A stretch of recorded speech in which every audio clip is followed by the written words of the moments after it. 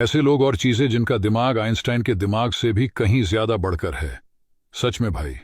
Number 1, ये देखो, इस बंदे के दिमाग के आगे नासा वालों का दिमाग भी फेल है, क्योंकि इस बंदे के घर में काफी ज्यादा पानी आ जाता है और उस पानी को निकालने के लिए वहां पर एक छोटा सा पाइप होता है और ये पहले तो एक बैटल में थोड़ा सा पानी को भर लेता है और इस बैटल को पाइप में जैसे ही लगाता है तो देखते ही देखते सारा मल पाइप से होकर बाहर निकल जाता है।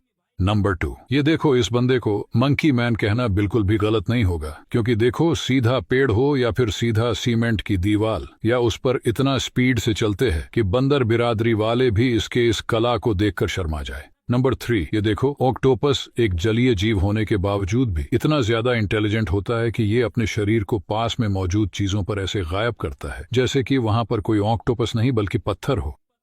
देखो, जो लोग बर्फीले इलाकों में रहते हैं वहां इतना ज्यादा ठंडी पड़ती है कि यदि वो कभी अपने बाल को पानी से धो लेते हैं तो उनके सर का बाल बिल्कुल बर्फ में बदल जाता है और देखो, वह खड़ा होकर ऐसे खड़ा हो जाता है जैसे कि वह बाल नहीं बल्कि लखन हो और उस समय इन लोगों को काफी ज्यादा तकलीफ भी होती है। ये देखो, बर्फीले इलाकों में अचानक से कभी कभी बर्फ की बारिश होने लगती है जिससे वहां पर उपस्थित चीजों पर काफी ज्यादा बर्फ जम जाते हैं और वहां के लोग इसे केक की तरह काटकर मजे भी लेते हैं। नंबर 3, ये देखो, कभी कभी वहां पर इतना ज्यादा बर्फ हो जाता है कि वहां पर रहने वाले लोगों का घर भी पूरी तरीके से डूब जाता है और उस समय ये लोग देखो बर्फ को ही काटकर सुरंग की तरह बनाकर उसमें रहा करते हैं। अब जरा सोचो कि इन्हें नींद कैसे आती होगी। चलो फिर से देखते हैं आखिर चीजें बनती कैसे हैं।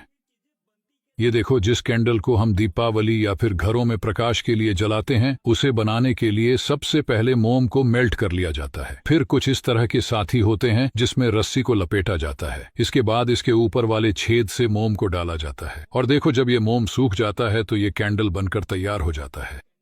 ये देखो, जो छोटे छोटे प्लास्टिक के चप्पल बच्चों को पहनाया जाता है उसे बहुत ही यूनिक तरीके से बना भी जाता है, जिसमें छोटे छोटे प्लास्टिक के टुकड़े होते हैं और उन्हें वजन के हिसाब से इन छोटे छोटे ग्लासों में तौला जाता है। फिर इन्हें ले जाकर मशीन में बने सांचों के अंदर डाल दिया जाता है और ये मशीन इन्हें बहुत ही गजब तरीके से मेल्ट करके चप्पल के रूप में बाहर निकाल देती है। देखो, ये पिद्दी सी दिखने वाली मशीन कितना परफेक्ट है। ये देखो, ये पिद्दी सी दिख रही ट्रक कितना ज्यादा पावरफुल है, क्योंकि देखो, एक आदमी को अपने ऊपर बैठाकर ऊंचे ऊंचे जगह पर आराम से चढ़ जाती है और तो और इस ट्रक को कुछ होगा भी नहीं। नंबर 2, ये देखो, पिद्दी से दिख रही ये मशीन कितने काम की है।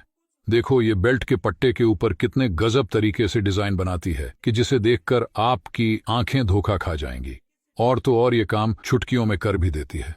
देखो, जब किसी कप या बर्तन के ऊपर डिजाइन बना जाता उसे कुछ इस तरह की मशीनों की मदद से इतने गजब तरीके से उस पर पेंट किया जाता है और ये मशीन बहुत ही परफेक्शन के साथ काम करके चुटकियों में ये काम आसान कर देती है।